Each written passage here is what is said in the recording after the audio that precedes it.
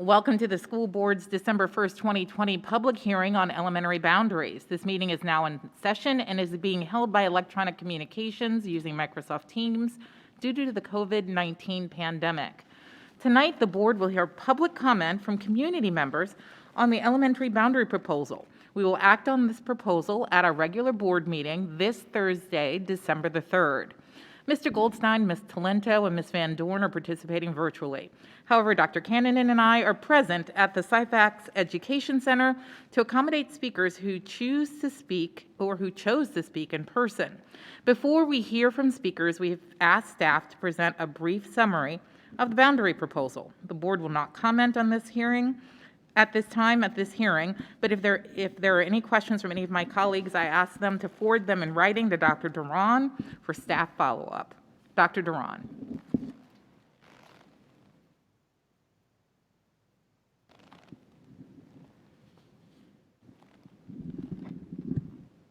Thank you, Chair Brady. So this evening we have a brief presentation being conducted by Lisa Stengel to provide some information on some of the changes that have occurred from our last time that we presented this publicly. So I'll now turn it over to Ms. Stengel. Thank you, Dr. Duran. And I'll, Mr. Loomis, if you can pull up the slides, thank you. So go to the next slide, please. I just wanted to remind everybody that all of the information that we've shared along the way and the information that I'm sharing tonight is posted on the Engage website. And you can see the details and how to get there on this slide. Next slide, please. So tonight, what I really will be focusing on is sharing an overview of the superintendent's elementary school boundary recommendation with school board adjustments, and focusing really on those changes since we presented the information item on November 5th.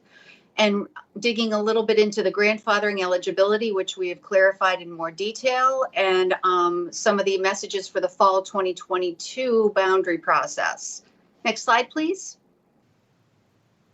So this boundary process, as we looked at students who are currently enrolled in APS, impacts or reassigns about 630 students currently enrolled in grades kindergarten through 4, because those 5th graders will be in middle school by the time these boundary changes take effect.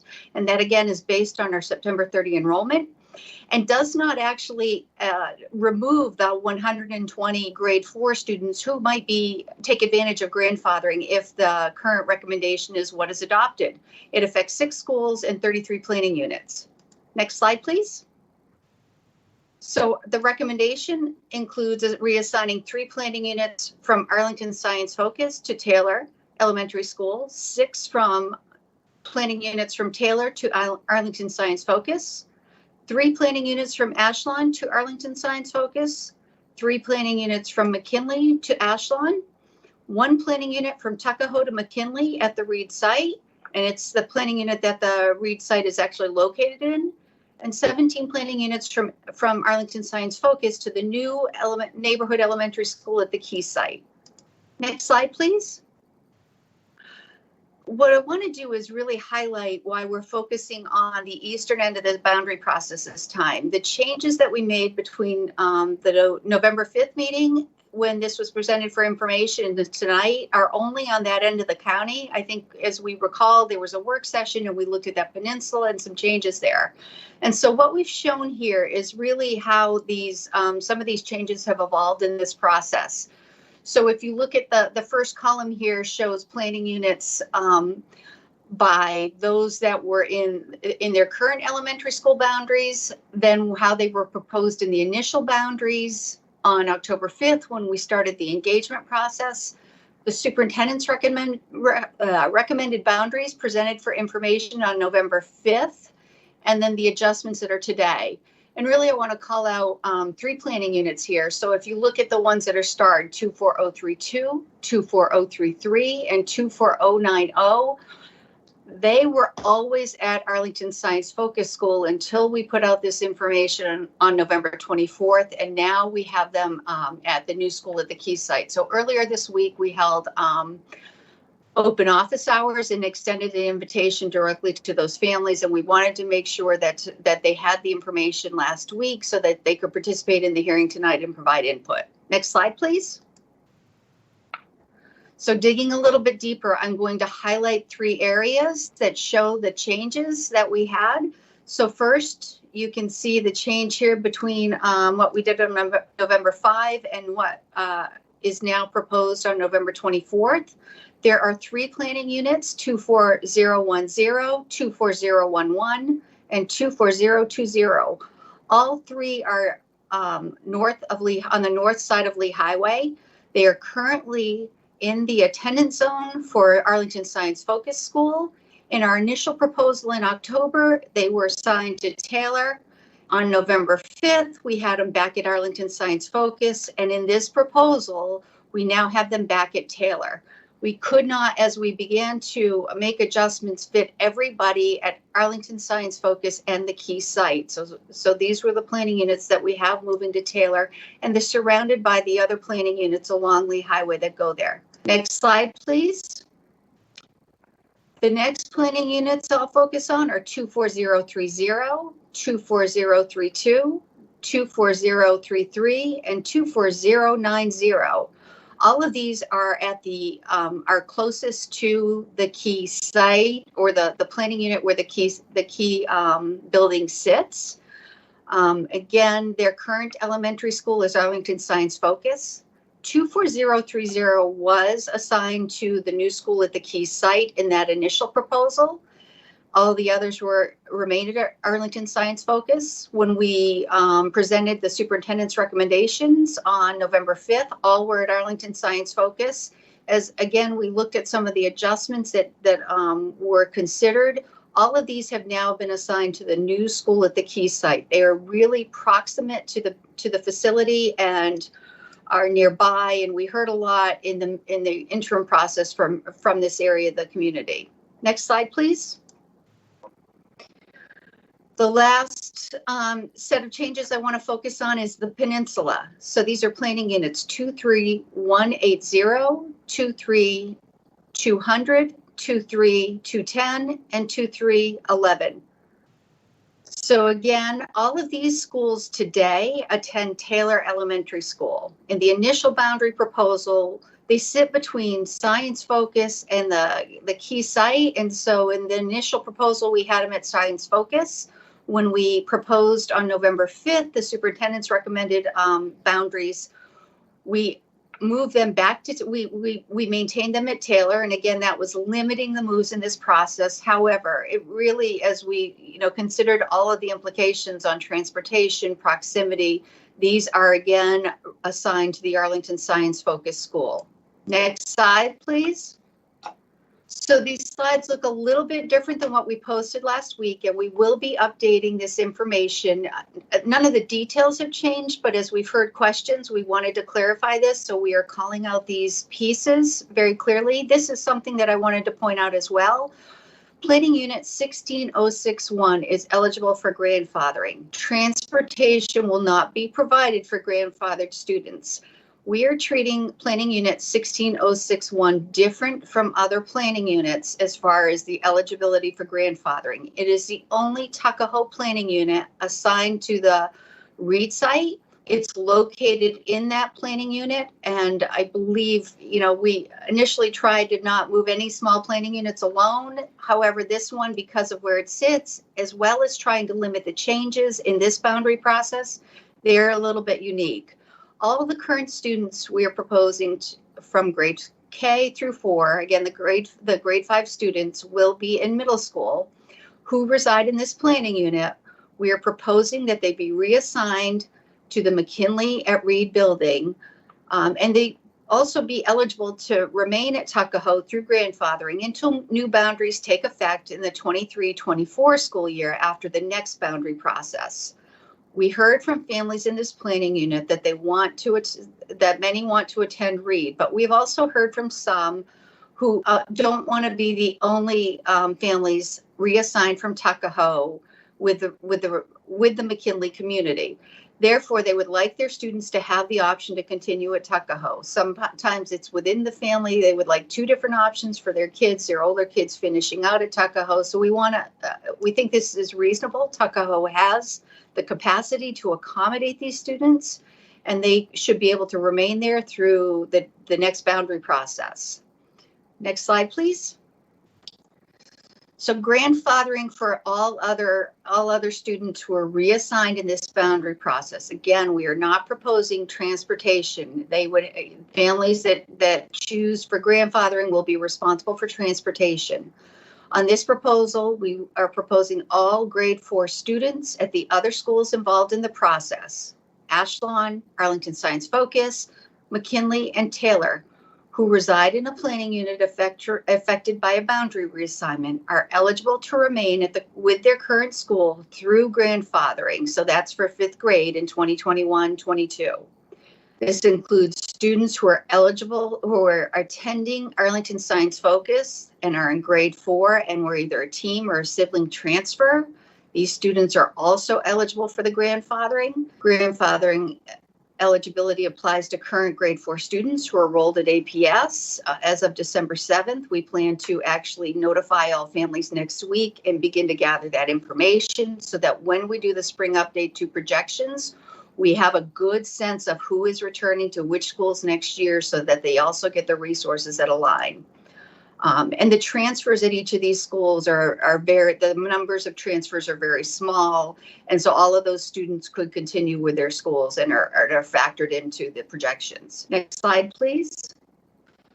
I want to clarify who is not eligible for grandfathering in this proposal. So students currently in pre-K through grades 3 would be expected to attend their new neighborhood school in the 2021-22 school year. That includes siblings of current grade 4 students who apply for grandfathering. Students in grades K through 3 who are attending AS Science Focus through the team or the sibling transfers would be expected to return to their neighborhood school. Grade 4 students who register or re-enroll in APS after December 7th and residing on a planning unit that is being reassigned in this boundary process can attend their assigned neighborhood school this coming year. We'll also work with the school front offices to determine if space is available for their new assigned school and see if they can actually begin their learning this year at the school that they will continue with next year. So we'll work with families on that. Next slide, please. So if the school board boundary decision includes grandfathering, then the process will be as follows. Families in planning units that are reassigned to another school attendance zone per the school board decision will be notified in mid to late December. We'll send both a letter and a notice through Parent View. Families eligible for grandfathering will be notified of the eligibility and how to let us know.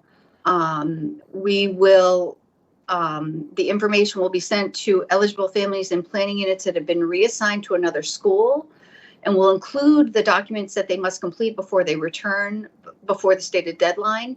If our schools have not heard from those families in January, we are working to have the registrars reach out to those families and make sure that we get their information collected. Next slide, please.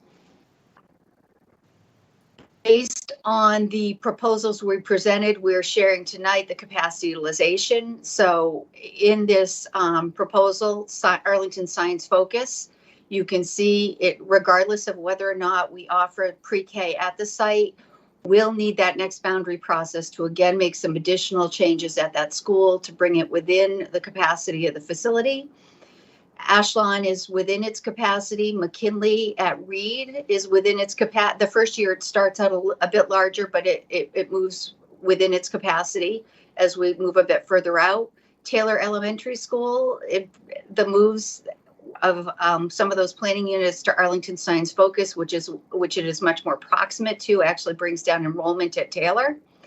And Tuckahoe has room. And then the new elementary school at the Key site, again, you can see here that with those two pre-K classes, they begin to hit that full level in 2022.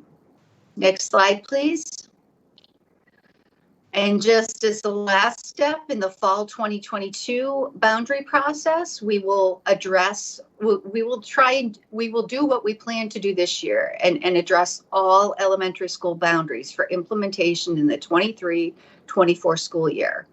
It will have a broader county-wide focus.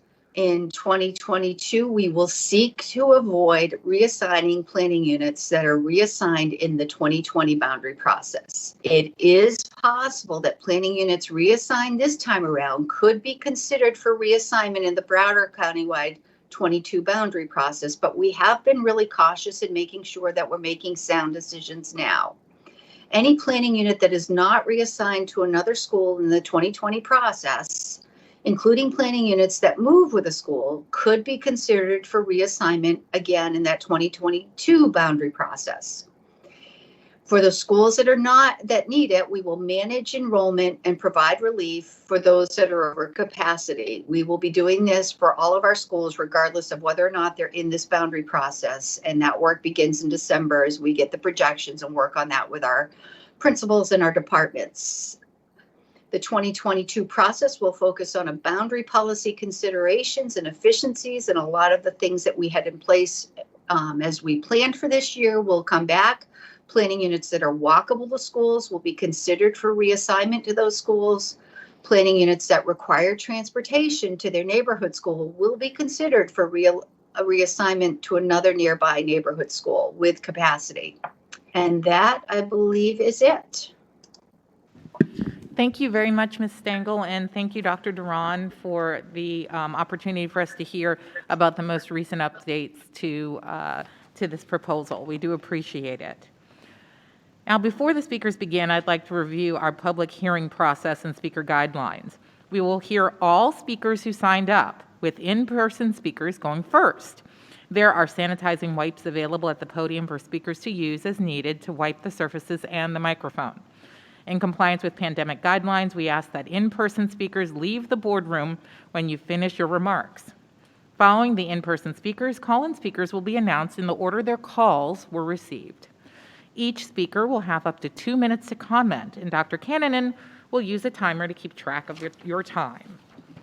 The timer begins when you start speaking, and you are asked to conclude your remarks when the buzzer sounds.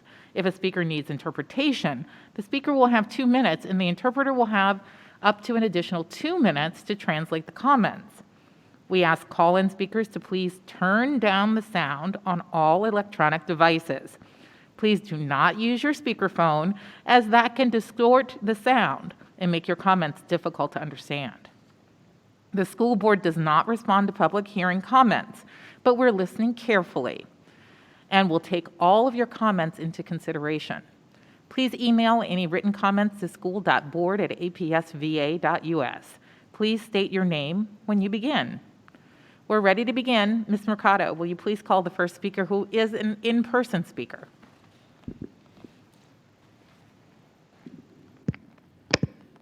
The first speaker is Amanda Sutton. Thank you.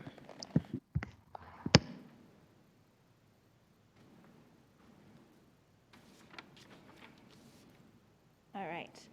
Good evening. Thank you for this opportunity to come and speak, and thank you both for being here so I can be here tonight.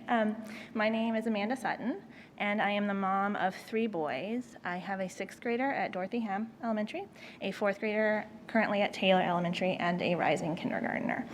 I am here in support of the school board's most recent elementary boundary proposal. I know it's a very difficult decision, and I know that there are passionate parents on both sides of the spectrum. So thank you so much for listening, and thank you for working hard for us. We live in Lyon Village in what is referred to as the Peninsula. We are in PU 23210. And we have been bused to Taylor, and we feel somewhat isolated from the school community. My boys have missed out on many social opportunities, both before and after school, because we don't live within the school neighborhood. The November 24th proposal puts our peninsula into the Arlington Science Focus boundary, which is our walkable community school. Aside from just my personal preference, this is the best decision for our neighborhood, for the community, and for the school. The benefits of a walkable community school are numerous. Students begin and end each day with physical activity. They reduce the cost due to omitting buses. They enhance the sense of a community. They're safer. They provide more social opportunities for our children. They have increased parent involvement in the schools. They make it easier for families who may not have any cars or one car to access the school and their children if needed or in emergencies. So for these reasons and many more, walkable schools should be provided to the community when possible, and you have made that possible for us. As far as grandfathering is concerned, I certainly support the opportunity for students 4th and 5th grade to attend their current schools if that's desired and available. However, I do have a rising 5th grader, and if given the opportunity, I will have him attend Arlington Science Focused School. And that's because I would love for him to attend school with his community and have the opportunity to make friends in his neighborhood. So thank you so much. And in closing, I just ask that you vote in support of November 24th. Thank you very much for coming. Thank you. Ms. Mercado, next speaker, please.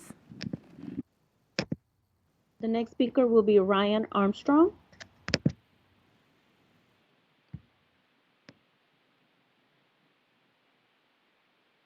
Hello.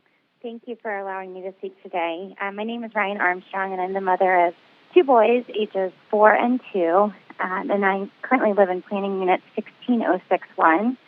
And I'm calling to ask that you include my planning unit in the Reed boundary and strongly consider adding other walkable units either this year or next. We live 5 blocks from Reed, and since the school construction began, have walked to the site every day to check on the progress. The diggers and cranes are certainly a highlight for my little boys, but my 4-year-old Bailey's favorite part is trying to guess where his kindergarten classroom will be and when he will be old enough to walk to school by himself. When we moved to this neighborhood, one of the biggest selling points for us was the new school and the fact that our little boys could safely walk to school. We also love that the reduced car and bus traffic brings benefits not only to our neighborhood, but also our environment and APS's ability to put more dollars where they belong, which is in the classroom and helping our students and teachers. As you know, Reed sits within our planning unit, and our community has been very actively involved in planning for the school for several years, and it makes logical sense that we would be continue to be drawn within the Reed boundary. And so I urge the school board to think long-term about the impact not only to current but also future students like my son Bailey. While some have suggested that we shouldn't make changes during a pandemic, I actually believe that this is the perfect time to make this transition, since the majority of our students are currently either doing remote learning or in a private school. So that said, I do ask that you implement a flexible grandfathering policy, as has been mentioned, to allow our 4th and 5th grade students to finish at their current school if they do desire. So I wanted to thank you for the time today and also just for speaking out and listening to community feedback. This is my first experience with APS, and it's very encouraging to know that our superintendent and school board are so thoughtful about making such important Thank you decisions. so much Thank you. for writing, or for speaking this evening. And if you have any additional comments you'd like to send to us, please feel free to email us at school.board@apsva.us. Ms. Mercado, next speaker, please. Next speaker is Hannah Cohen.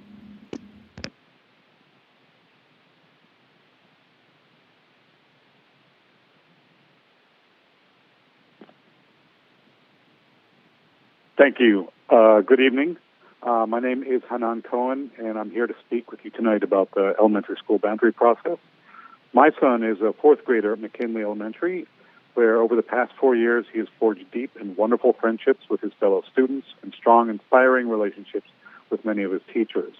This community means so much to us, especially as we've come to rely so deeply on those friends and teachers in the past year. It is with that in mind that I would like to deeply thank APS and the school board for being so open and receptive to the feedback you received during this boundary process, asking you to do everything possible to keep our communities and our students together at this profoundly difficult and already disruptive time. Specifically, thank you for hearing the feedback from planning units 1470 and 1480, and for keeping our students assigned to the Reed School in this final proposal.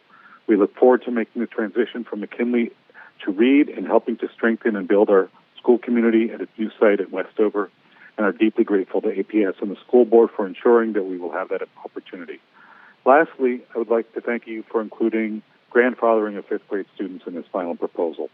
The emotional and educational benefits of permitting rising 5th grade students to remain with their communities for their final year of elementary school, especially after the enormous disruptions of the last 2 academic years, cannot be overstated, and we truly appreciate everything APS and the school board have done to make this possible.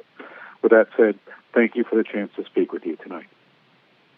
And thank you for calling in. Next speaker, please. Next speaker is Claire Kelly. Hi, my name is Claire Kelly. I'm speaking tonight in support of the November 24th proposal, specifically in support of placing the peninsula within the ASFS boundary. We live in Planning Unit 23200 and can see ASFS from our front door. We have 3 children, 2 in elementary school and 1 preschooler. Like many working families, we rely on extended day before and after school care, which means we're on the hook for transportation to and from school, and we don't benefit from buses. Asking parents, some of whom don't have a car, to figure out how to Uber or take a bus to Taylor twice a day when we live across the street from ASFS would have been unthinkable. I appreciate how responsive APS, Dr. Duran, and the school board have been to the concerns that I and other parents have raised, and appreciate you creating this new proposal so that we are within the school that is walkable for us. And I urge you to approve the November 24th proposal. Thank you. Thank you very much. Next speaker, please. Carla Brewer. Good evening. My name is Carla Brewer, and I'm calling in to voice my support for the superintendent's recent elementary school recommendation adjustments dated Tuesday, November 24th. On behalf of my children, a second grader, a rising kindergartner, and a 1-year-old, and the children and families of the Western Line Village Planning Unit, previously referred to as the Peninsula, I'd like to thank Superintendent Duran and the members of the school board for their thoughtful consideration regarding our concerns with the previous adjustments. Your time spent listening to all of us is invaluable, and my family is grateful for that. I do recognize that we are very fortunate to have incredible schools throughout our entire county, but as someone who can literally see the back steps of Arlington Science Focus from our front door, we felt it was best for our children and those around us to be able to walk to school, and while doing so, create a walkable neighborhood building community and connection for those in our area. Updating the elementary school boundaries to include the peninsula in the ASFS boundary does just that. And beyond that, the capacity numbers as well and financial implications of the recommendation fully support this most recent adjustment. Again, I can't thank the APS superintendent and school board enough. During a year unlike any other, when everything seems so out of our control, and as we try to do what is best for our children, it's reassuring to know that our APS leaders have thoughtfully considered the interests of the families they serve. You've listened to our concerns with open minds and proceeded to make meaningful changes to plans with the best interests of all APS students at heart. Engagement from the entire community has not only been invited but encouraged. And this is a shining example to set for our children on how we can all work together to come to a solution that benefits the greater good. And I thank you all. Appreciate it. Thank you for calling in. Next speaker, please. Lynn Kataria.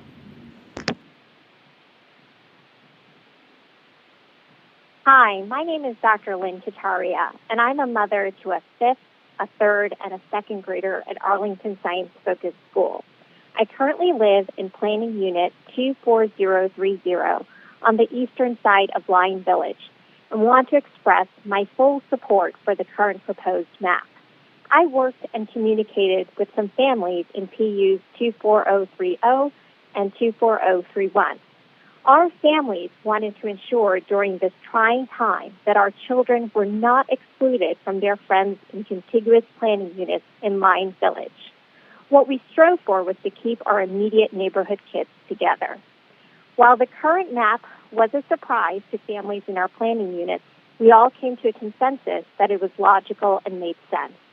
The current school board map achieves the principles of efficiency based on the data projections. It comprehensively fulfills the requirements of proximity, stability, and contiguity with keeping the eastern part of the Lyon Village neighborhood together to a walkable school, and most notably accomplishes demographic diversity for the new school. I want to thank Superintendent Dr. Duran, the members of the school board, Ms. Stengel and her team for their tireless efforts, their thoughtful consideration, and for listening to our planning units. I personally look forward to being an active participant at our new school and working with the new principal. I hope the school board will vote in favor of this map. Thank you. Thank you for calling in. Next speaker. Sharon Purdy.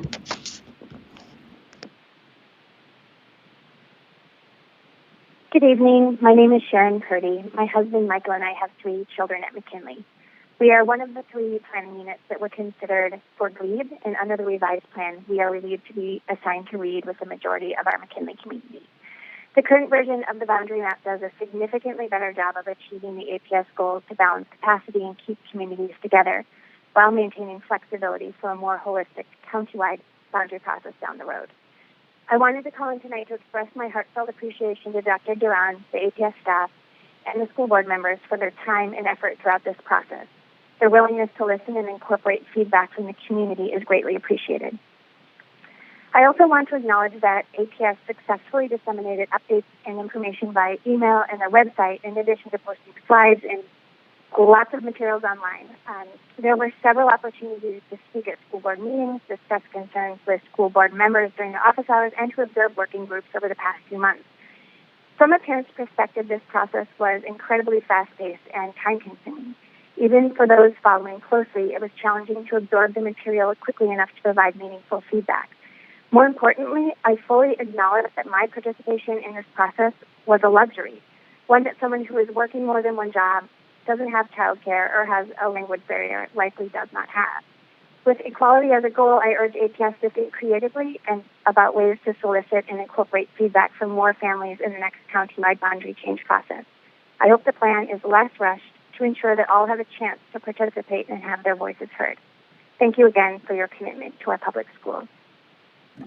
Thank you for calling in. Next speaker, please. Angie Kramer. My name is Angie Kramer. If there's one thing that never changes in Arlington, it's that boundary changes unleash impassioned parents. What's different this time is that the process was started with an interim superintendent, the baton was passed to our new one, and we're navigating this process in a global pandemic that has impacted not only instruction but enrollment. But how can we, in good faith, make major changes to the school system when we don't have critically important data? For too long, APS has made policy listening to the loudest, most empowered voices. The result is a shameful history when it comes to our most vulnerable students, including a settlement agreement APS entered into with the DOJ. APS led the desegregation of public schools in Virginia, and yet today our schools are functionally segregated again. At the end of the school moves vote last February, you stated that key immersion's burden to the move was necessary for our entire system. However, with these limited boundary changes, it seems our move will only benefit families in Lion Village, Courthouse, and Roslyn.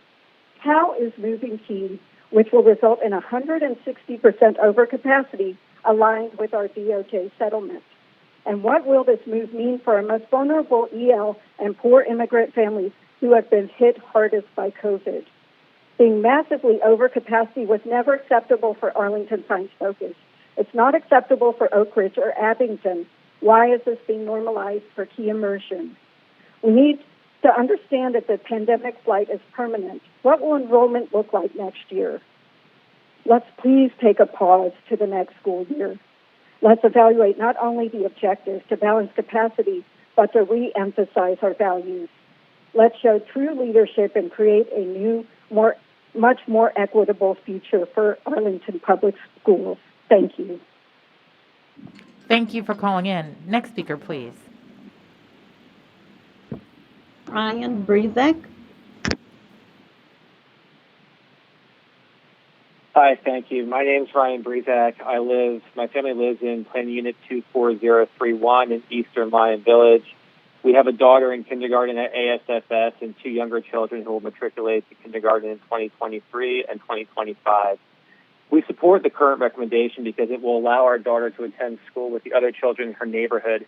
In fact, the current recommendation to include the Eastern Lion Village walk zone within the key boundary is what we expected to see at the outset of this process.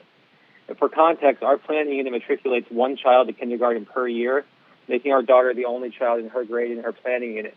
We live across the street from Planning Unit 24032 in Eastern Lion Village and a block from two other planning units, 24030 and 24033 in Eastern Lyon Village. Many prior proposals would have isolated our daughter from all of these other children in her neighborhood. As a result, we have been advocating for our child to be zoned for ASFS so she could attend school with the rest of her neighborhood. We were pleasantly surprised to see that the current recommendation puts our Eastern Lyon Village neighborhood at the key building. As a result, we support the current recommendation because it will allow our daughter to attend first grade and beyond with the children in her neighborhood. And this, in our view, is the best result for her and our younger children and our neighborhood and our family. So I'm calling in to support the current recommendation. Thank you. Thank you very much for calling in. Next speaker, please. Evan Armstrong. Hello. Thank you for the opportunity to speak tonight. I appreciate all the work that the board has done. I'm calling as a father of a 4 and a 2-year-old, and we live in 16061 planning unit, and we support the latest proposal to include our planning unit in the Reed School boundary. We recently moved to the neighborhood, and we were excited about the opportunity for our boys to be able to walk to school and to be able to go to school within the same neighborhood as their neighbors and develop those friendships and that community closeness that folks have spoken to previously on the call here. So again, we just firmly support the latest proposal. We think it goes to the core mission of creating walkable, community-oriented schools. And again, we urge the inclusion of 16061 in the latest proposal to be included in the Reed boundary. Thank you. Thank you for calling in. Next speaker, please. Michael O'Malley. Hello, I'm Mike O'Malley. I represented the HPLK Civic Association on the BLPC and PFRC for the Reed School. I want to thank Superintendent Duran for acknowledging the extensive work the BLPC did on the Reed School, bringing together a wide variety of stakeholders from across the county to advance the design of the new school. After APS made a firm commitment to a neighborhood walking school in 2018, each BLPC PFRC meeting began with a public reiteration of the design goals, foremost of which, the first slide each night, was the construction of a walkable neighborhood school.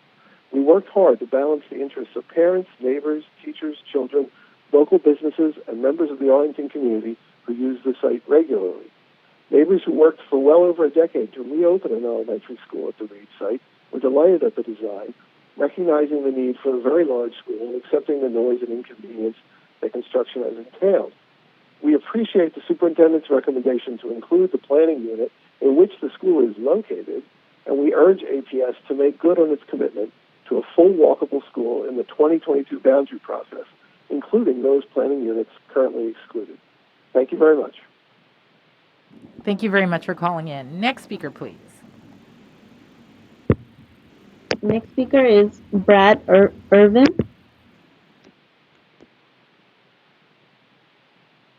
Good evening. My name is Brad Irvin. I'm a parent in Planning Unit 14080 with a third grader and a first grader at McKinley Elementary and a rising kindergartner. Thank you for the opportunity to speak tonight in support of the superintendent's elementary school boundary recommendation. I'd like to thank the superintendent, the school board, and staff for considering and responding to community feedback during the boundary process.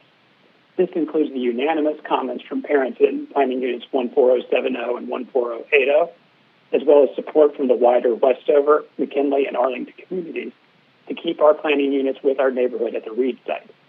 We look forward to an equally collaborative process of community engagement as APS next embarks on a comprehensive process to assess and address school boundaries all across Arlington. Thank you again. Thank you for calling in. Next speaker, please. Francisca Winston. Good evening. My name is Francisca Winston, and I'm a McKinley parent in Planning Unit 14030. I would first like to thank the school board members for being accessible, very accessible during this condensed boundary process. I've had the opportunity to chat or participate in office hours with all of you, and I really appreciate that engagement and the sense of community, even though we can't all be together. I would also like to thank the planning staff for responding to our concerns after the first boundary map was proposed. My concern with the school moves that passed earlier this year has always been the impact on capacity at schools closest to McKinley after that site is closed as a neighborhood school. And although I continue to be concerned about capacity at Reed, Glebe, and Ashland moving forward, I do support the current boundary proposal because it balances capacity for the neighborhood schools involved, and it only reassigns a limited number of planning units, providing maximum flexibility for a larger boundary process in a few years. Thank you very much. Thank you very much for calling in. Next speaker, please. Dana Aldis. Hi, my name is Dana Aldis, and we are also a McKinley family, but we are from one of the planning units being moved to Ashland. We're with 14100. So since we kicked off this exercise, as the other people have noted, there have been seemingly two competing planning unit groups in question that could go to Reed or kind of not make the cut.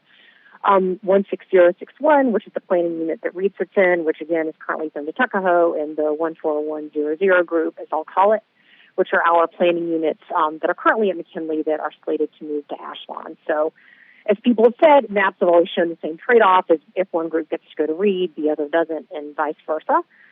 These planning group units are small and they're equal in size. There are roughly 50 students according to the lower 2019 enrollment numbers.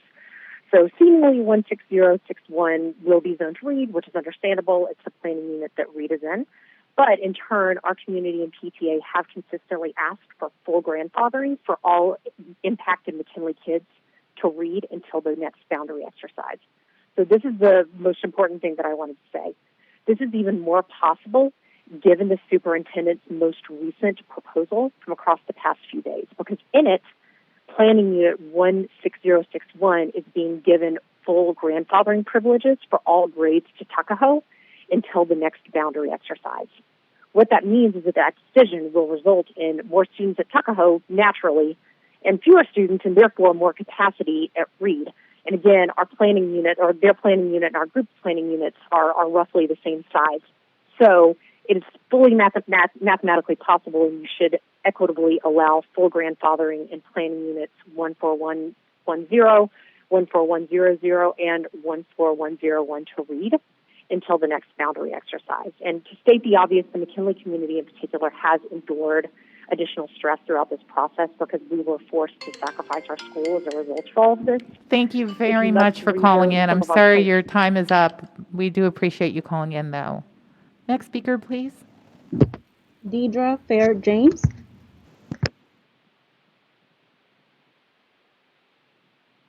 Good evening, I'm Deidre Fair James. I have two students, pre-K and third grade in APS. I wanted to say that the APS has stated that the elementary school boundary process should be data-driven and equitable. However, we appreciate the consulting with lots of parents and the different proposals, but we feel that it still falls short on both of these dimensions. Therefore, I believe that the elementary school boundary process should be postponed until the data is better, and particularly the impacts of COVID on school enrollment going further, 2021 and 2022 and beyond are clear.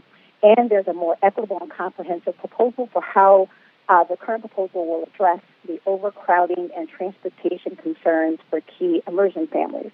Although APS has stated that it intends to use a data-driven process for redrawing elementary school boundaries, trying to make important decisions and impactful decisions with the current data set that's been profoundly impacted by the current COVID pandemic, is difficult because the data is so fluid. And so I think it is unwise to make these near-term decisions based in this fluid data environment. Additionally, APS has not shown how the current process will address concerns regarding racial and economic diversity that community members have raised in previous boundary drawing processes. Although data regarding free and reduced price lunch figures have been released, these data provide insufficient insight to determine how the new school boundaries will achieve APS's stated diversity and equity goals.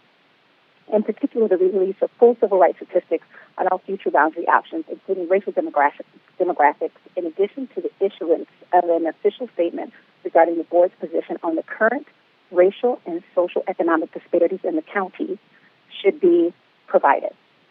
These concerns were summed up in a position sent to the school board during the high school boundary process several years ago and we suggest that you revisit this. Thank you. Thank you for calling in. Next speaker, please. Michael Levine. Hi, good evening. My name is Michael Levine. We have two students in Arlington Science Focus School, a kindergarten student and a second grade student. And I wanted to first of all thank the entire board and superintendent for all of the opportunities to review the proposals over the last year or so, as well as to comment. However, as of last week, I was very concerned that, Planning Unit 24033 was changed to the Key School. So my point and my concern is that we've had all this time to review the proposals, provide public comment. However, as of last week, all of the plans that we had looked at had changed in that now our planning unit was being inserted into a new school along with 24032 and 24090.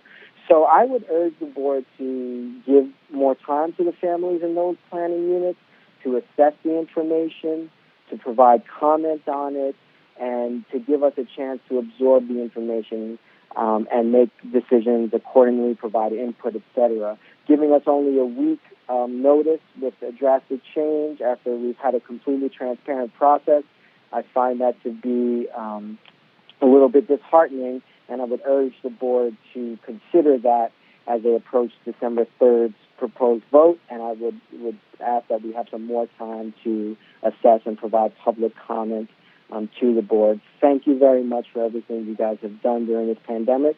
It's much appreciated, and thank you for the time to comment. And thank you for calling in to comment. Next speaker, please. Dima Hakura.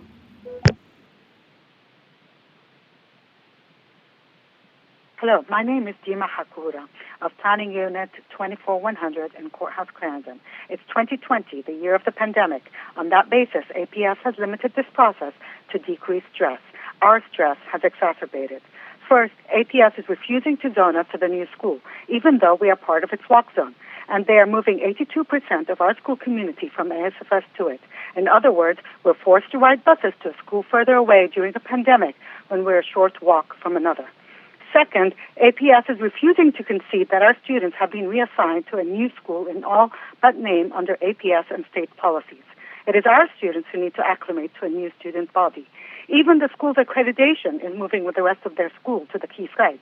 To make matters worse, for APS, our students will be the only students at ASFS eligible for reassignment in the next boundary process to cure overcapacity.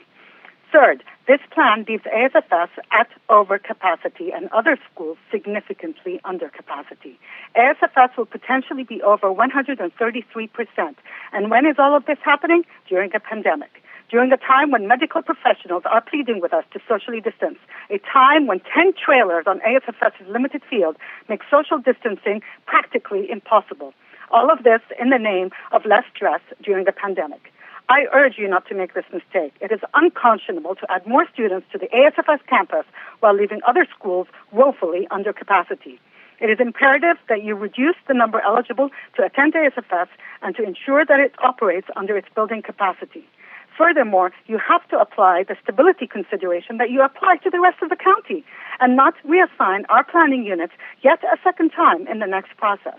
You need to go back to the drawing board. If time is short, then please adopt option B, as that will preserve the most flexibility to properly complete the comprehensive boundary zoning that should have happened this time. Thank you. Thank you for calling in. Next speaker, please. Liz Mixer. Good evening. My name is Liz Mixer. My husband Brian and I have a current first grade student at Taylor and a rising kindergartner. Thank you, Dr. Duran, Lisa Stengel, and APS staff, as well as our school board members, for your thoughtful engagement with our community on the elementary school boundaries. Tonight, I would like to voice my strong and passionate support for the superintendent's boundary recommendation with school board adjustments released last week. We live in one of those affected planning units, number 23210, who would be moved to Arlington Science Focus. We are part of the Taylor Peninsula, a block of planning units 23180, 23211, 23210, and 23200, where we feel isolated from contiguous planning units. Your leadership in weighing and assessing budgetary constraints, walkability, neighborhood continuity, flexibility, and capacity are appreciated. Thank you for your transparency in making these data-driven, tough decisions.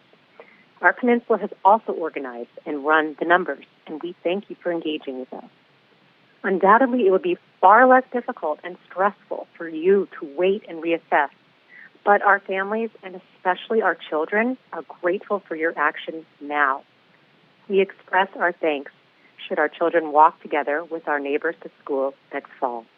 That includes my dear neighbor Amanda, who articulated our support so cogently in person tonight. With gratitude, our children will be in a stable learning environment after the unprecedented turbulence of the pandemic. The pandemic is not an excuse. This is actionable now. With gratitude, our children will not only learn together in school, your decision will facilitate their social and emotional growth. Our kids will play together in our neighborhood, and our families will stay connected and invested in the well-being of our APS community. Please adopt the most recent proposal. Thank you very much for Thank you calling addressing- in. Your time is up. I'm sorry. Next speaker, please.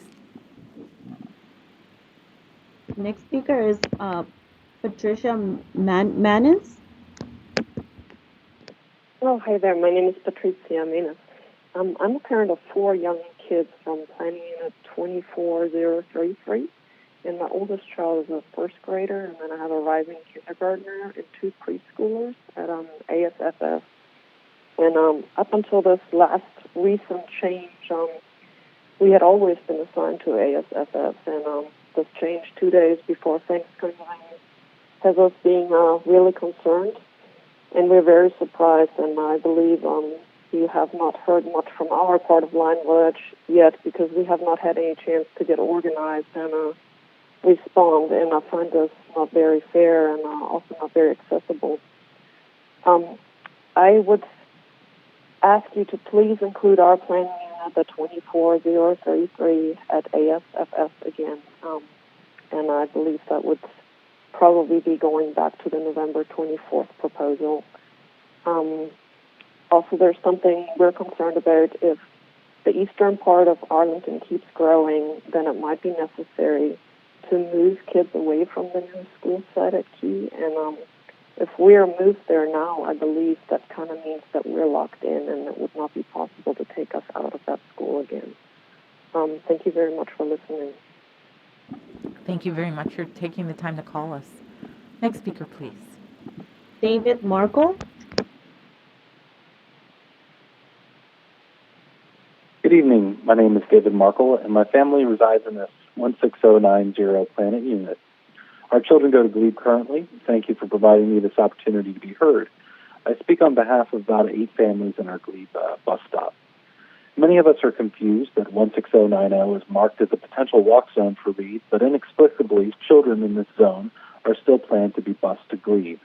We are concerned because this decision not to place 16090 with Reed as initially planned means our children will not be attending their neighborhood school. Our planning unit is for all practical purposes an isolated island, surrounded by areas which only attend a single walkable school, Reed. The adjacent Glebe planning areas have very few K-5 students, and they are dominated by VHC and separated by George Mason Drive. As is currently proposed, Reed students will surround our planning unit on 2 sides and will regularly be walking to school past our houses to get to our neighborhood school, which our children will not be attending. During closure of the school facilities, children here have been forming social bonds more closely with their across-the-street neighbors rather than their more distant school peers. Continuity for them is best achieved by aligning their close neighbors with their school. We have a creative solution that should work for everyone. We propose allowing families in our zone the option to walk to Reed in 2021. Providing this option will decrease crowding at Glebe, increase walkability, lessen the burden on the transportation system, and provide a transition to a permanent state when our unit is finally assigned to the school at the new Reed site. Thank you for your time. And thank you for calling in. Next speaker, please. Bora Durdu. Hi, I am Bora Durdu. I have two elementary school children. I am calling in to thank you for the most recent changes in the November 24th proposal.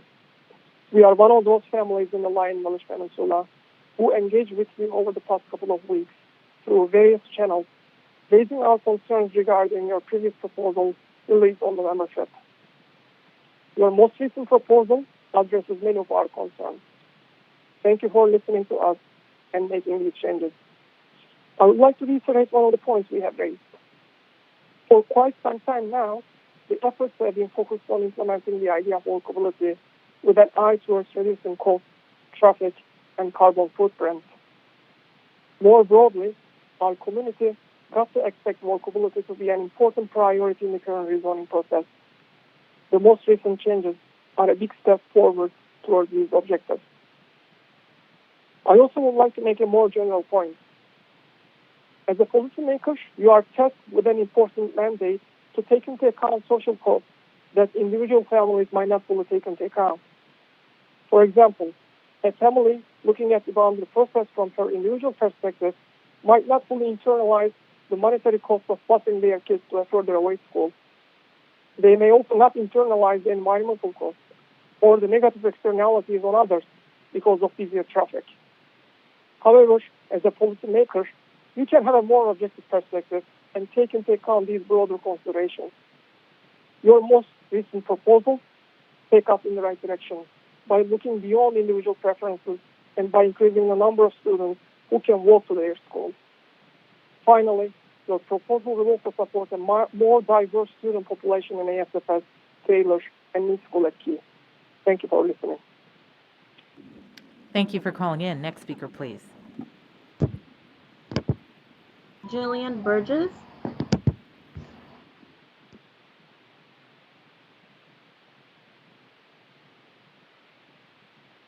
Thank you.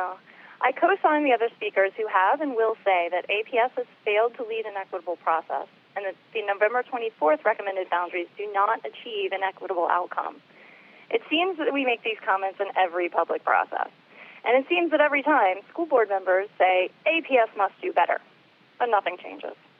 Now is the time to lead with your vote. A vote no on these boundaries is a vote for APS to take equity seriously. But I also want to frame the choice before you on Thursday in practical terms. You can vote to approve the recommended boundaries, and next year, 2 schools, McKinley and Key Immersion, will be over capacity considering their trailers. Reed will be open overcrowded and without playing fields. Key Immersion will be severely overcrowded even if the students don't move and we shrink kindergarten. In 2 years, we'll try to do a comprehensive boundary process, but either the boundaries in the eastern part of the county will be basically locked in an inefficient and inequitable way, or APS will decide to move students twice in a few years following a pandemic. Both are bad choices. Alternatively, you can vote to stop, as the CCPTA asked you to do in August. Next fall, no school will be over capacity of the trailers. If enrollment returns to projections, one school, Science Focus, would be significantly over permanent capacity. But taking into account that some children will remain virtual next year and that Science Focus saw a 14% drop in enrollment this year, those projections are unlikely to be accurate. The indoor space at Reed can be used to support children who still need social distancing. If we stop this process, we can immediately start an unconstrained comprehensive boundary process to take effect fall 2022, and we can develop a plan to address the size of Key Immersion at the APS building. Thank you very much for calling in. I'm sorry we're out of time. Please feel free to send your comments to school.board@apsva.us. Thank you. Next speaker, please. Dina Caputo. Good afternoon. This is Deanna Caputo, and I'm calling to follow similarly to the last speaker about APS, urging APS to pause the current boundary process and instead set comprehensive boundaries for the system to take effect fall 2022. For the 21-22 school year, schools should remain in their current spaces, and Reed should be used as a swing space to support virtual learners when it comes. Changing boundaries restricts options for more equitable boundaries in the comprehensive process. The 22 planning units being moved now will not be eligible to be moved in 2020. Right now, APS is basing this decision on shifting and unreliable data. Because of COVID, not an excuse, but just a reality, APS has seen thousands fewer students in elementary schools than expected. The drop in enrollment from projected is not even across all the schools and could increase from now until fall, depending on decisions with hybrid and virtual learning. We don't know if all the students will come back. Some could shift, people will move, and we don't have those numbers now. We do not need to adjust boundaries now. APS's enrollment drop has made it equitable where schools will not be overcrowded. It doesn't look like that children will be vaccinated by next fall, and this gives us an opportunity to have time for full-time virtual learning for those that need it. So I, like many other speakers today, urge the board to vote against the current, especially with changes on November 24th. Parents are stressed, children are stressed, and change is already hard. When you add change on top of a pandemic, you're asking for bigger concerns. So I hope you will please think about this just not being the opportune time to move some students with the risk that they'd have to move again. Thank you. Thank you for calling in. Next speaker, please. Next speaker is Sarah Boisenu.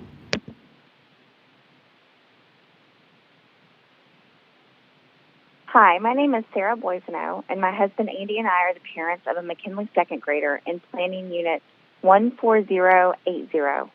I am calling to thank you all for responding to community feedback. As a military family, we were heartbroken when we saw that our son would have to change schools under the initial boundary proposal after just arriving here in the middle of a pandemic. While our son has never set foot inside McKinley, most of the kids he knows in Arlington, though largely virtually, are McKinley students, and he was going to have to start all over yet again, disrupting the small semblance of community he's managed to eke out during this unprecedented time. We are so relieved that if adopted, the most recent proposal will not move him to a new school. But even in our relief for our child, we want to encourage you, if boundary changes must be made at this time, to consider additional accommodations for as many students as possible, to stay at their current schools if they and their families wish, as the upheaval of the pandemic has had such a negative effect on the mental health of our little ones. Thank you so much for your dedication, hard work, and for your responsiveness to feedback. Thank you for calling in. Next speaker, please. Michael Swisher.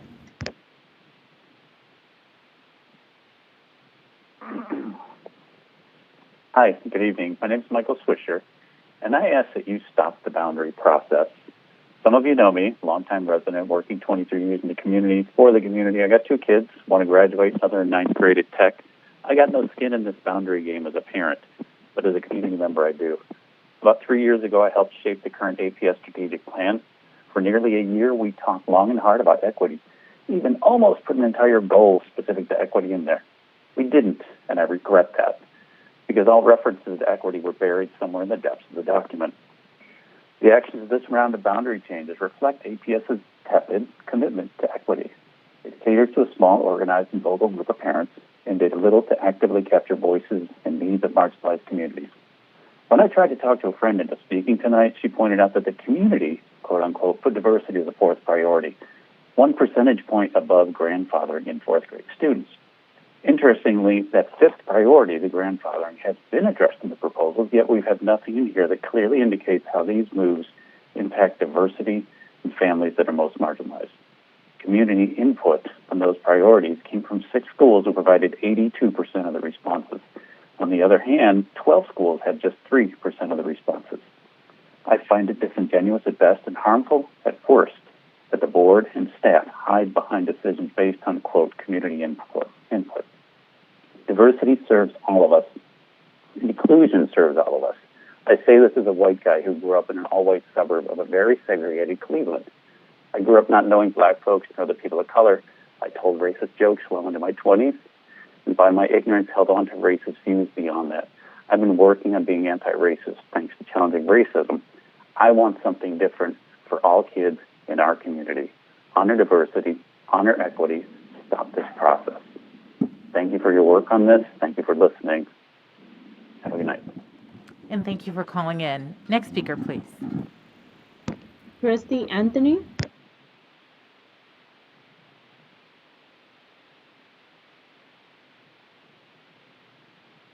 Thank you very much. My name is Christy Anthony, and I am the parent of a first grader at Escala Key. As a parent and educator, I was relieved when APS waited for the right data and the necessary moment to make COVID-19 decisions. That meant resisting community pressure in order to do what was right for all students.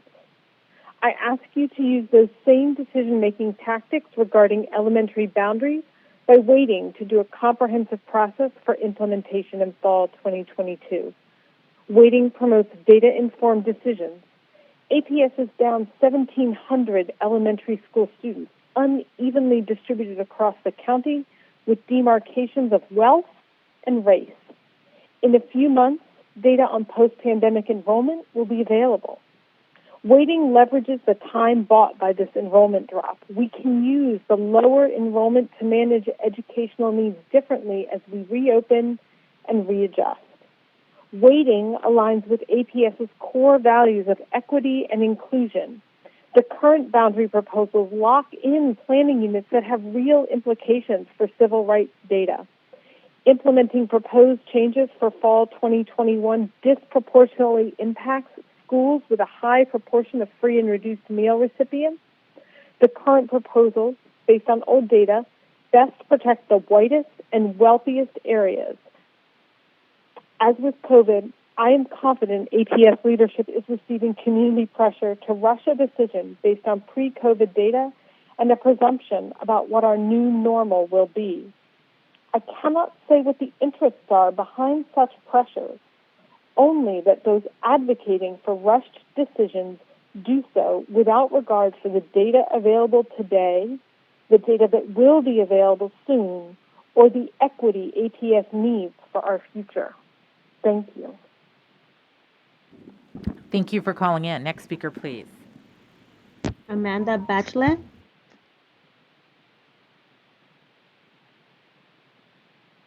Good evening. My name is Amanda Bachelet, and my husband Doug and I have 2 children at McKinley Elementary School. First and foremost, I want to thank the school board, Dr. Duran, and the APS staff for listening to all of the community feedback and giving us as many opportunities to engage despite the pandemic.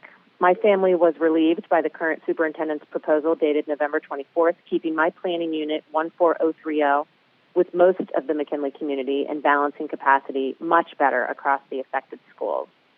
This did not happen without the hard work of those on the APS staff, as well as engaged members of the community who called into school board member office hours, filled out online surveys, wrote letters, sent emails, watched school board work sessions, and the list really does seem to go on and on and on. To engage in a boundary process with APS is so much to keep up with, and this one went so quickly. It was only 9 weeks, and it happened to overlap with an unprecedented rollout of virtual learning. Keeping up with emails, keeping track of when to call into meetings or watch them online. It was important, but it was definitely exhausting, and it was an opportunity given to everyone, but not one that everyone had the ability to participate in.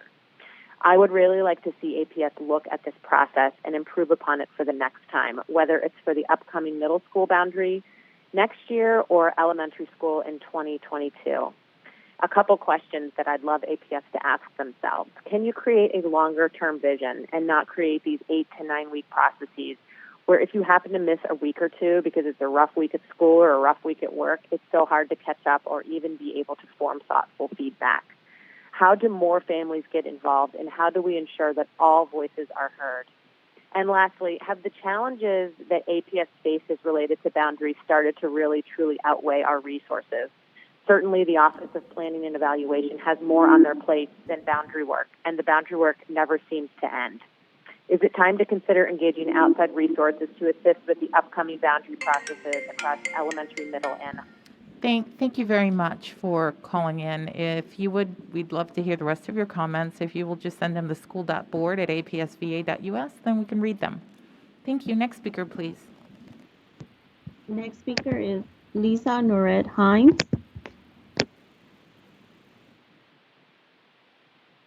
Hello, my name is Lisa Himes. I am the mother of 2 daughters in Planning Unit 24030, a first grader at Arlington Science Focus and a rising kindergartner. I want to echo the statements of Lynn Kantari and Ryan Briziak. Our planning units in 24030 and 24031 have worked very hard with the APS staff, the superintendent, and the school board over the past 8 weeks. While I hoped that our Lion Village neighborhood could all stay together, I understand the thinking and the hard work behind the November 24th recommendation with school board adjustments, and I fully support the new recommendation. I appreciate, as I mentioned, all of the hard work and attention to this important boundary process, and ask that the school board vote to approve the November 24th superintendent's recommendation with school board adjustments. It allows our planning unit 24030 and all of the other Lion Village planning units that are currently at Arlington Science Focus to move all together to the new key site. And most importantly, does not single out only a handful of children in the Lion Village neighborhood. While we will miss Arlington Science Focus, we are happy to participate in the new process with Claire Peters, the new principal at the key site, along with our Lion Village neighbors and others at the new school. Thank you very much.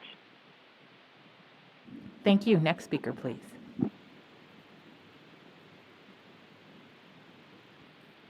Next speaker is Zach Radford.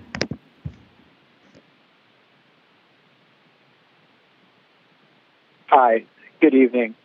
I'm Zach Radford, and I'm joining to discuss the Reed School site and the 16061 planning unit. And first, thank you to all the APS board members and school officials for your work, and we appreciate your close and careful attention to the boundary issues.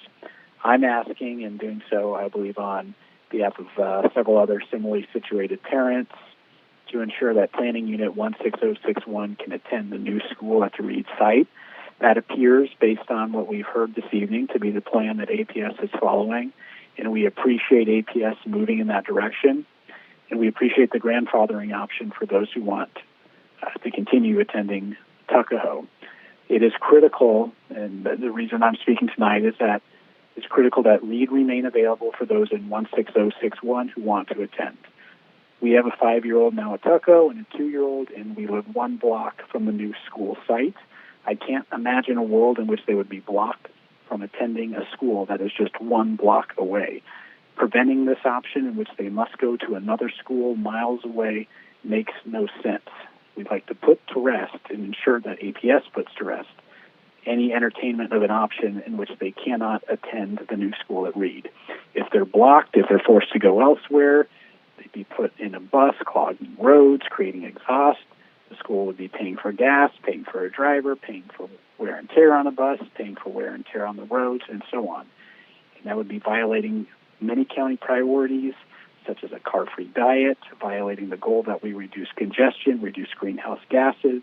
It would be discouraging the priority that we encourage walkability, and in this time of the pandemic and in economic distress, be spending precious taxpayer dollars on something that's wholly unnecessary. Again, we appreciate APS's work, the board's work, to ensure that there's a chance for students in 16061 to attend a Reed. Thank you. Thank you for calling in. Next speaker, please. Alicia Rich. My name is Alicia Rich, and I'm a key parent. I've followed along with these boundary proceedings and listened as parents with means and with an understanding of how the APS system works have spoken out at the meetings, at the office hours, at the hearings, and APS listened. They made changes that clearly benefit these vocal families. That's a win, right? Except that those decisions also burden other families with fewer means. Where are their voices in this?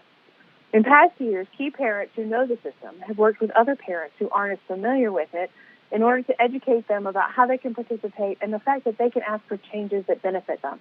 This year, without the social interaction of in-person school, that kind of advocacy has proven very difficult. We are all managing at-home schooling on top of our normal job and home responsibilities.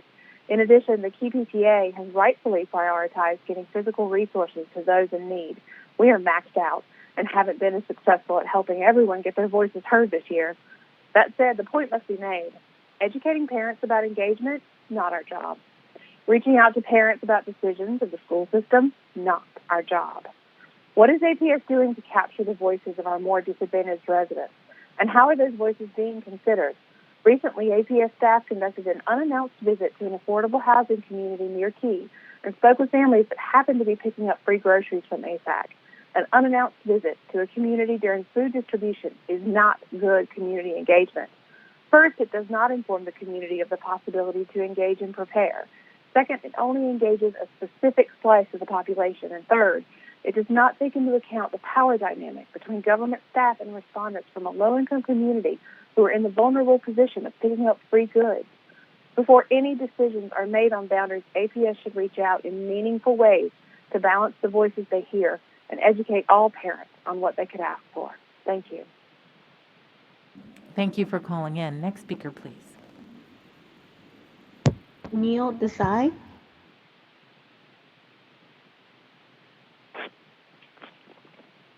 Hello. My name is Neil Desai. My wife and I are parents of current 4th and 1st graders at ASFS.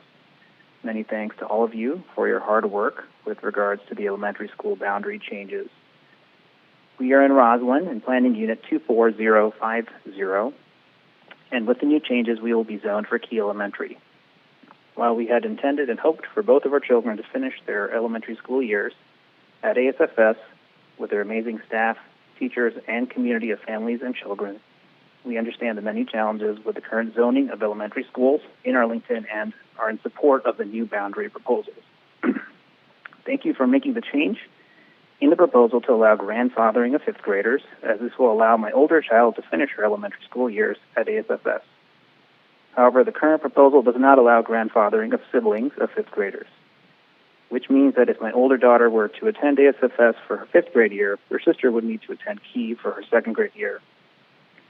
We request the board make a change to allow for grandfathering of siblings of 5th graders, which would allow my younger daughter to also attend ASFS with her older sister for the upcoming school year. The following year, my older daughter would move on to middle school, and my younger daughter would move on to Key. I believe this would be a very small compromise in the new zoning process that will give flexibility to families being rezoned after this unprecedented year of challenge. Thank you for taking the time to listen to my comments.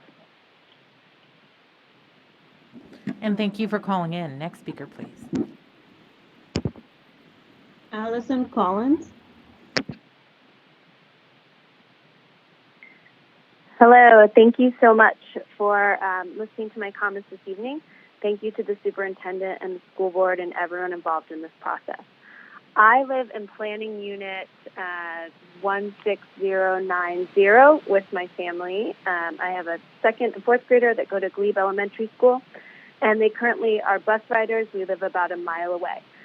We live 4 blocks from the Reed site, and we are surrounded, our planning unit is a peninsula. We are surrounded on all sides by students that will also be going to the Reed site. But our planning unit, while in the walk zone, is not currently scheduled to go to the Reed site, despite the fact that we can walk there. I think that the map should be reconsidered so that we can be a part.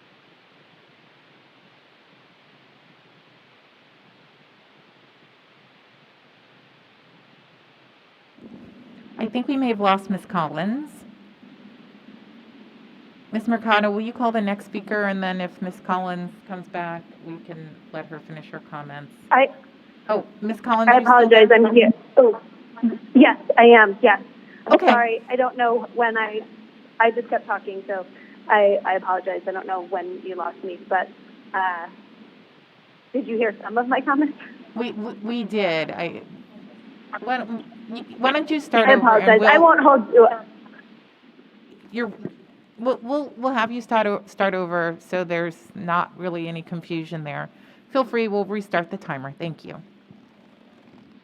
Okay, I appreciate that. Thank you. Hi, my name is Allison Collins. I want to thank the superintendent, the school board, and everyone involved in the process for the boundary change. I live in Planning Unit 16090 with my family and my 2 children. Go to Glebe Elementary School as a 2nd and a 4th grader. Currently, the planning unit is a peninsula that is surrounded by all planning units that will be mapped to the Reed School, and we are in the walk zone to the Reed School, and we are sort of separated on an island away from all the other Glebe students. So in the current plan, we will be bused to Glebe, remaining at Glebe, whereas all of the neighbors around us will be walking to the Reed School. So I actually live on the same street as the Reed School, so we would just walk a couple blocks down the hill. All of our neighbors across the street, both ways, will all be attending that school. And I echo what I've heard here tonight, where over the pandemic, obviously you're building community with your neighbors. So it would be a shame if we didn't get to continue to be with them and be our planning unit mapped to the Reed School. So I would urge to reconsider 16090 as being part of the walk zone to Reed School. Thank you. And thank you. Next speaker, please. Next speaker, Rebecca Simon.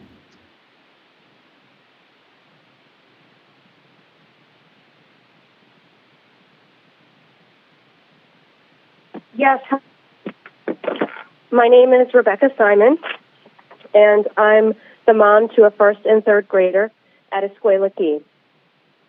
I just want to highlight that it is hypocritical of the school system to publish a new equity policy while supporting the APS plan to cram Key Immersion, a high, free and reduced rate meal school, into ATS. The student body cannot fit into ATS and still be within fire code at 157% capacity. How will everyone safely get out if there is a fire?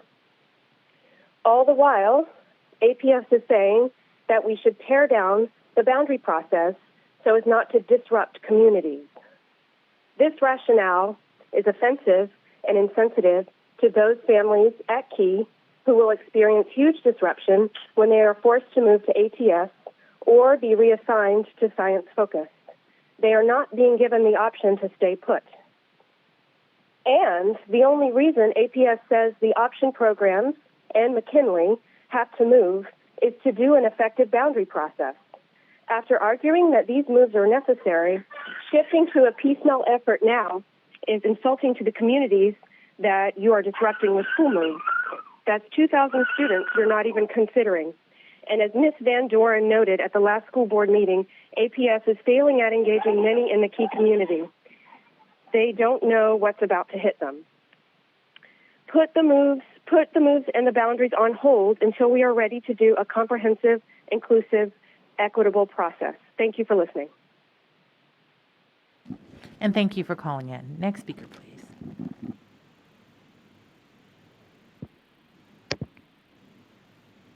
Next speaker is Maureen McDonough.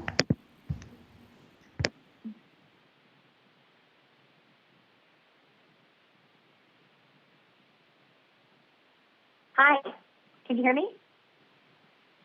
Yes, we can. Please go ahead. Oh, you can? Okay. Hi, my name is Maureen McDonough. My husband, daughters, and I live in the planning unit 16090. We live 100 yards from the Reed School. We literally can see the school from our front door. We are about 1.5 miles away from Glebe. Given that, we have 3 very busy roads between our home and the Glebe School, which are dangerous. Harrison Street, George Mason, and Glebe. Our home is in the planning unit 16090, which is the furthest away from Glebe. Where we live, kids would walk right past our home to get to the Reed School, while our house would remain in the Glebe district. This makes absolutely no sense. We urge the board to change the boundaries to include our planning unit, 16090, in the new Reed School District. Thank you very much. Thank you very much. Next speaker, please. Ms. O'Grady, that was the last speaker. Thank you very much, Ms. Mercado. I want to thank everyone for taking the time to share your comments with the board. I want to acknowledge that we've received over 400 messages throughout the boundary process. We have also received about 50 written comments as part of today's public hearing. Board members have access to all of these emails, and we receive regular updates on messages that have been received. Again, we will act on the elementary boundary proposal at our meeting this Thursday, December the 3rd. On behalf of the school board, thank you again for participating. We appreciate the community's engagement and value hearing from our parents and our school communities. This meeting is now adjourned.